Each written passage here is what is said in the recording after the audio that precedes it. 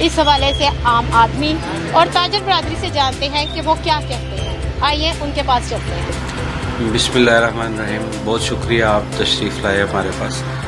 بات یہ ہے جی، اس وقت جو معیشت کے حالات ہیں وہ کوئی سازگار نہیں ہے.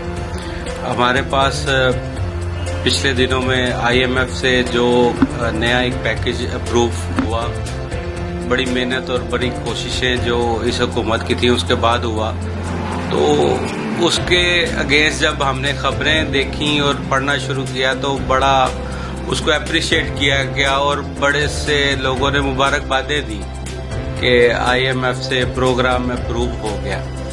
یہ میرا خیال ہے کہ مبارکباد دینے کا یہ موقع نہیں تھا. یہ ہمارا ملک 7 بلینز جو ڈالرز ان کا مقروض مزید ہو گیا.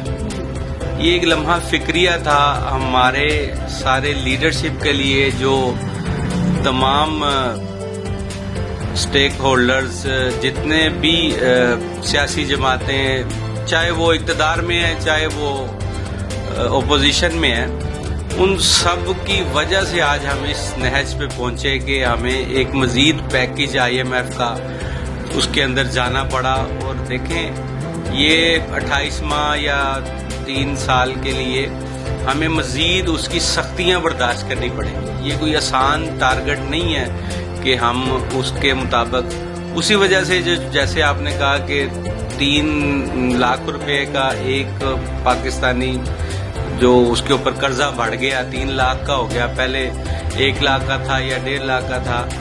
تو اس کے لیے جو ہم نے پرپوزلز دی تھی وہ یہی تھی کہ ہم اس وقت تک ہمارے ملک کی معیشت اسٹرانگ نہیں ہو سکتی جب تک ہم اپنے ملک کی انڈسٹری کے لیے کوئی بہتر ریلیف نہیں دیں گے. اتنی ایمنسٹیز آئیں، ایک کاروباری ایمنسٹی دے دی جائے تو میرا خیال ہے اس سے جو ہمارے انڈسٹری کے مسائل ہیں وہ بڑی حد تک حل ہو جائیں گے، اور ہمارے جو ملک کا ایک نیچے کی طرف جاتا ہوا گراف ہے نا، وہ اوپر اٹھ جائے گا. ہمیں ایکسپورٹ بڑھانی ہے، اس کے لیے ہمارے چیمبرز، ہماری فیڈریشن، ہمارے لیڈران جو تاجر برادری کی ہیں وہ آواز اٹھا رہے ہیں. ہم اپریشیٹ کرتے ہیں اس چیز کو کہ کم از کم انہوں نے انڈسٹری کے لیے آواز اٹھائی ہے، اور حکومت ان کی آواز کے اوپر کچھ نہ کچھ سوچنے پہ مجبور تو ہوئی. اب IPPs کا جو معاملہ ہم دیکھ رہے ہیں، سن رہے ہیں، اللہ خیر کرے گا، اس میں بھی کوئی بہتری آ رہی ہے، کچھ جو ان کے معاہدوں میں کوئی ریوائز کر رہے ہیں چیزیں. اس ملک کے لیے بہت بہتر ہے. اس ملک کی انڈسٹری اگر چلانی ہے، اس میں بجلی سب سے بڑی چیز ہے، اس کی کاسٹ جو ہے، اور اس کے بعد جو را مٹیریل. میری ایک گزارش ہے ہمارے اپنے جو لیڈران ہیں، جو ہمارے ملک میں را مٹیریل امپورٹ ہوتا ہے نا، اس کے اوپر ڈیوٹیز کو کم کیا جائے. را مٹیریل آئے گا، اس سے ہم مینوفیکچرنگ کر کے ہمارے ملک کی ایک تو انڈسٹری چلے گی، اس کے بعد پھر ہم جب ایکسپورٹ کریں گے اس سے ڈالرز آئیں گے.